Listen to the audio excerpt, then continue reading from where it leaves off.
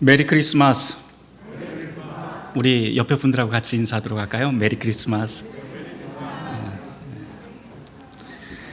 오늘 아침 우리는 아기 예수의 성탄을 기억하고 감사하며 이 자리에 모였습니다. 어떤 사람에게 성탄은 기쁜 소식이고 또 어떤 사람에게는 그저 1년에 한 번 감동 없는 연례 행사일 수 있습니다. 오늘 이 자리에 있는 여러분들에게 성탄은 어떤 의미인가요? 올해는 유난히 캐롤도 들리지 않고 또 변변한 성탄 카드도 사라진 그런 수상한 시절이 되었습니다. 심지어 성탄절 예배로 모이는 것조차 이제는 눈치 보는 그런 시절이 되었네요. 그렇다면 성탄의 기대감이 사라져버린 오늘 이 시대, 우리는 도대체 어디서 그리고 어떤 하나님의 성탄 음성을 들을 수 있을까요? 우리가 예수 믿는 이유를 좀 돌아보았으면 좋겠습니다.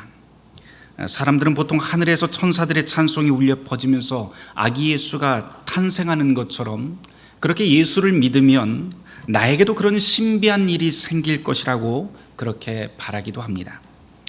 또 가난한 사람들은 갑자기 부자 되기를 원하고 또 이전에 없던 능력, 이전에 없던 재물, 또 이전에 없던 행운이 신앙을 하면서 예수를 믿으면서 나에게 찾아들기를 소원합니다. 또 어떤 사람들은 방언, 치유, 또 미래를 보는 환상 같은 그런 신비한 능력을 받는 것을 예수 믿는 목표로 삼고 있습니다. 그렇게 신비한 장소, 신비한 능력 한가운데서 하나님을 만나고 예수님을 만나길 소원하는 사람들이 적지 않습니다. 하지만 성경에서 만나는 이 성탄의 소식은 그런 것에 전혀 관심이 없습니다. 오히려 비범하고 특별한 신비 대신에 평범하고 연약한 우리의 삶 속에 성탄의 신비가 있다라고 그렇게 가르칩니다. 우리 모두 잘 알고 있는 성탄의 이야기를 몇 가지 좀 떠올려 보도록 하지요.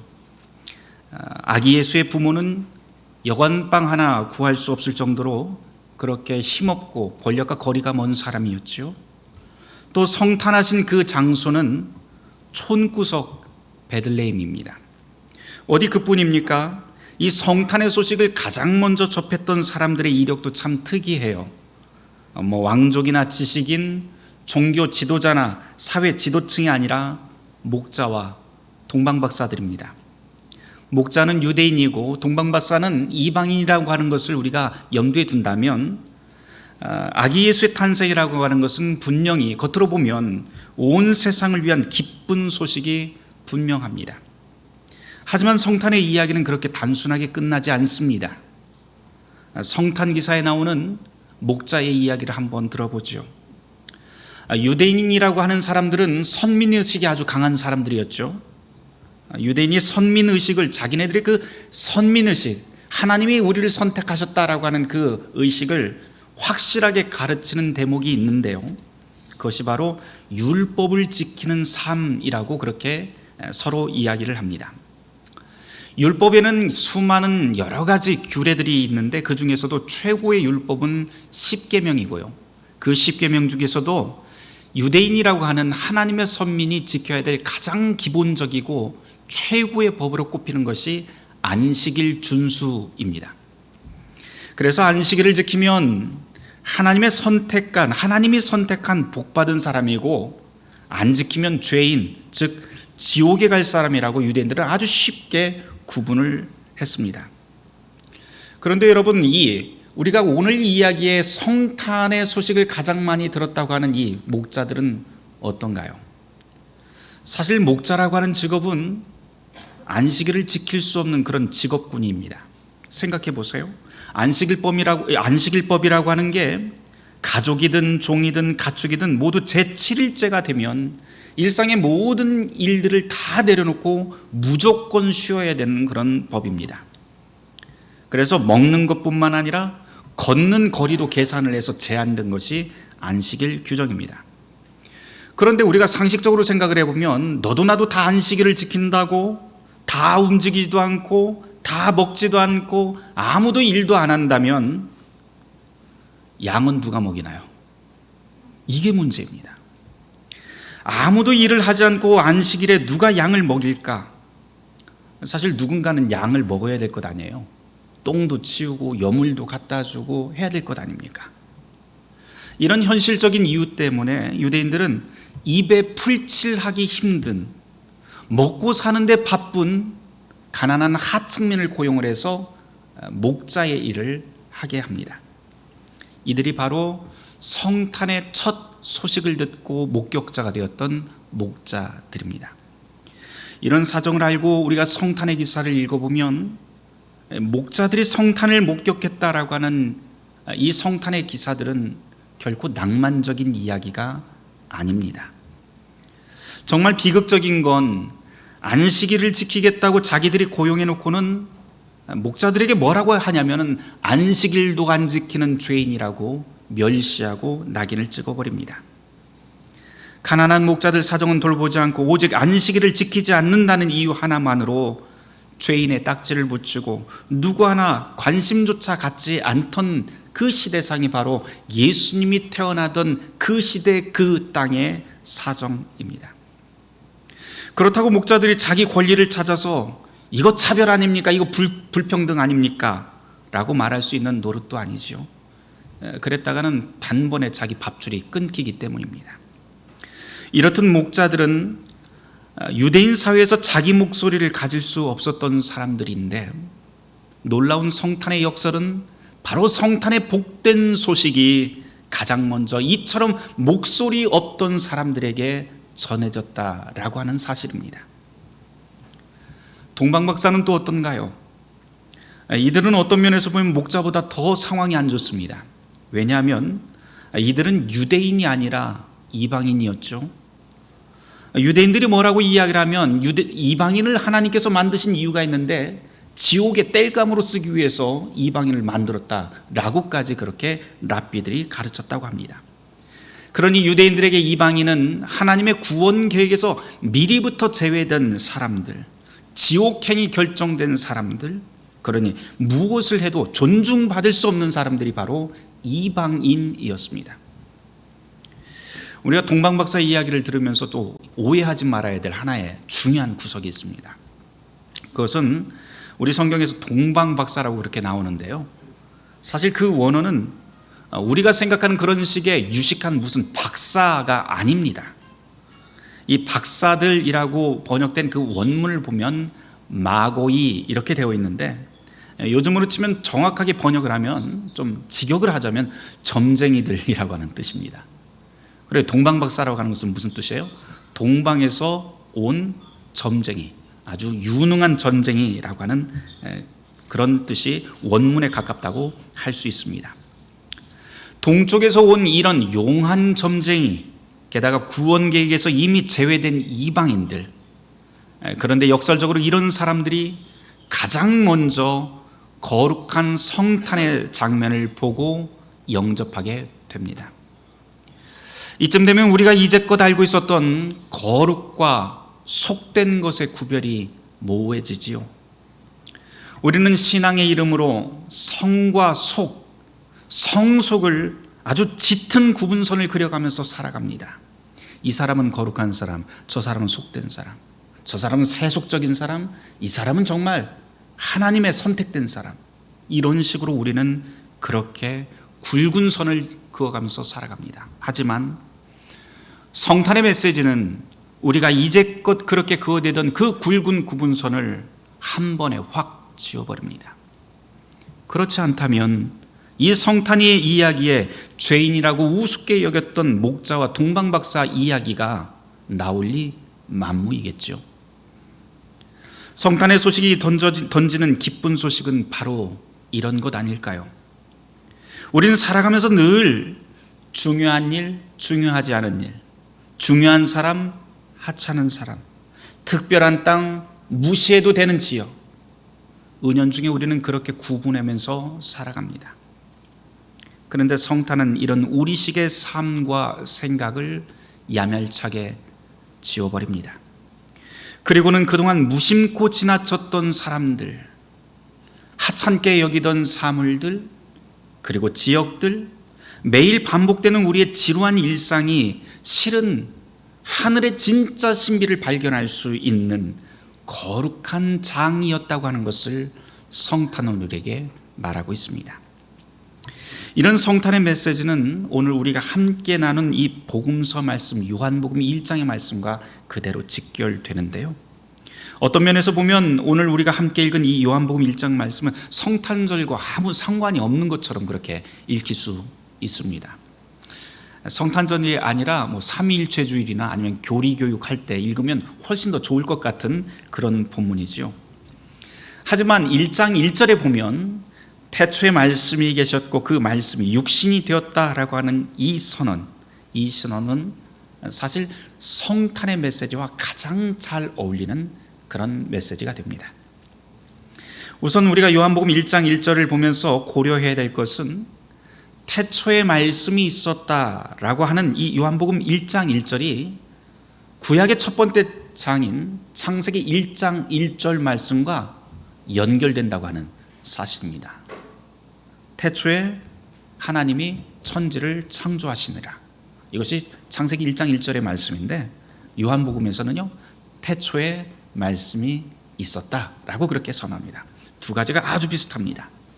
둘 다 태초라고 하는 것을 말을 하고 있는데 창세기 1장과 이 요한복음에 차이가 있어요.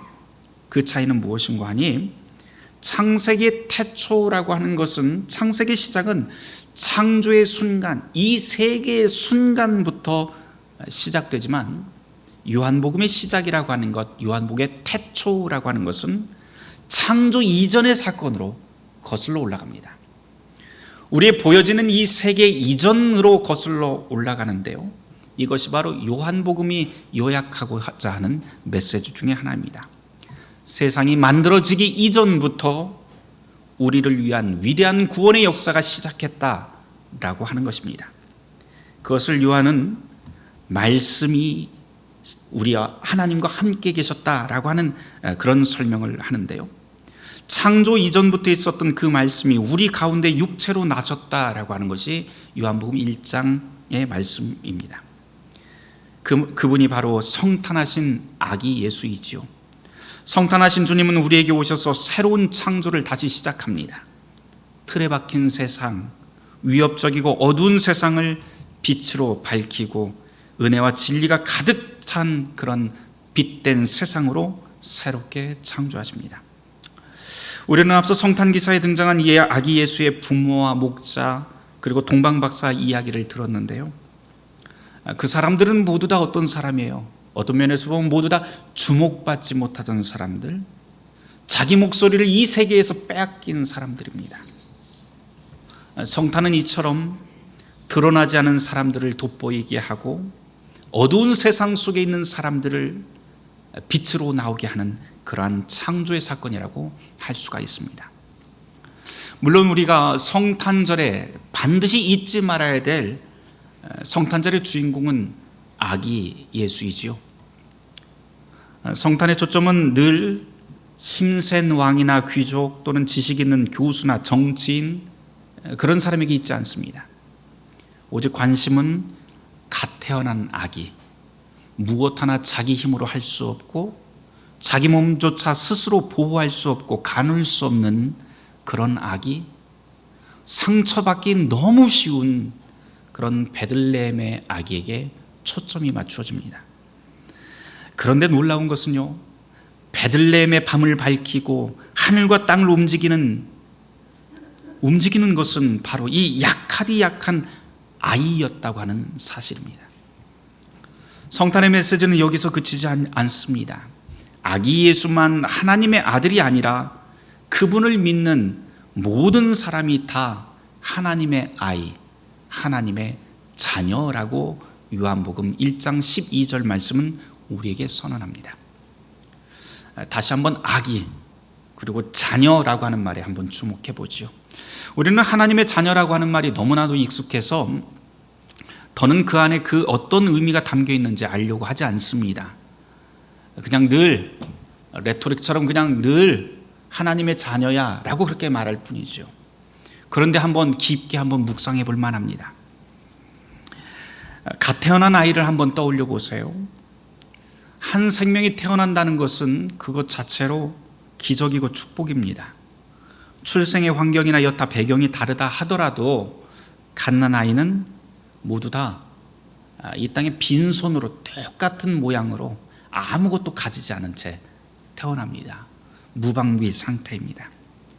그리고 갓난아이는요, 누군가를 기쁘게 하려고 하지 않아요. 그렇죠? 그런 노력을 하지 않습니다. 또 우리처럼 성공을 위해서 노력하거나 또는 무슨 계략을 꾸미지도 않습니다. 어떤 공격이 오더라도 그것을 피하려고 하지 않습니다. 무방비 상태로 다 받아들입니다. 그런데 놀라운 건 그렇게 아무것도 없고 자기 몸 하나 가누지 못하는 이 갓난아이에게 그 부모가 온 정성을 쏟는다고 하는 사실이죠. 부모는 아이의 기분과 생체 리듬에 바꿔서 자기의 온 삶을 다 거기에다 맞춥니다. 삶의 모든 패턴을 다 아이에게 맞추어서 다 바꾸어 버립니다. 아이와 함께 웃고 아이와 함께 울고 아파합니다. 아이의 작은 표정 하나, 작은 미소 하나, 작은 행동 하나하나가 매일매일 변하는 것을 보면서 부모는 마음 졸이기도 하고 즐거워하기도 하고 하면서 아이와 함께 더불어 살아갑니다. 그리고 거기서 부모는 아이를 통해서 힘을 얻게 됩니다. 요한복음 1장 12절 말씀에 이런 말씀이 있죠. 영접하는 자, 곧 그 이름을 믿는 자들에게는 하나님의 자녀가 되는 권세를 주셨다라고 하는 그런 말씀이 나옵니다. 그 말씀의 뜻이 바로 이런 것 아닐까요? 우리가 하나님을 믿는 것 같지만, 우리가 하나님을 영접하려고 하는 것 같지만, 사실은 하나님은 우리보다 먼저 갓난아이 같은 우리를 믿어주시고 우리에게 관심을 두고 우리를 사랑해 주십니다.